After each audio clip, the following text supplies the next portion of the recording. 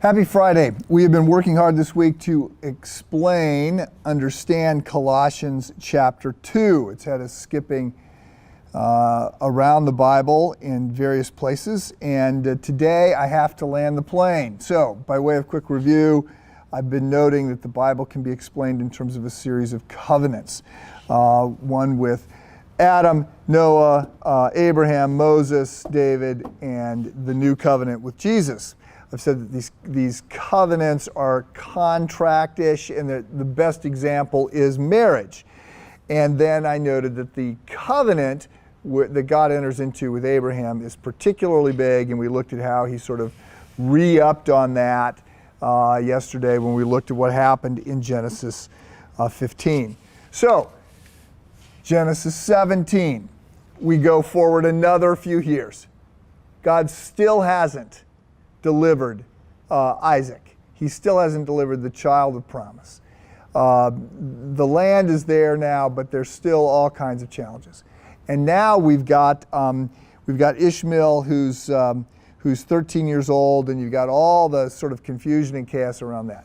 So then we move forward to Genesis 17, and we see that God again repeats all the promises that He has made to Abraham. Maybe this is for you to hear that God doesn't always answer prayers when we think He's going to answer them or how we think He's going to answer them, but He repeats the promise. Now, Woodruff, where are you going with this? Okay, we're just about there. The problem with all of this that was going on, I mentioned that this all sort of comes forward, this idea of cutting a covenant, signing a covenant, that we saw it in Genesis with the animals being cut. Circumcision becomes sort of the newer way, men being circumcised, a new way to sort of seal the deal. Now, the circumcision was never the deal. Obedience was the deal. Following God was the deal. The circumcision was a sign of entering into the covenant in which I'm going to obey and God is going to bless. So, what Paul says in Colossians chapter 2 is actually, he's going to update all of that and say, you know what? The circumcision is not important, right?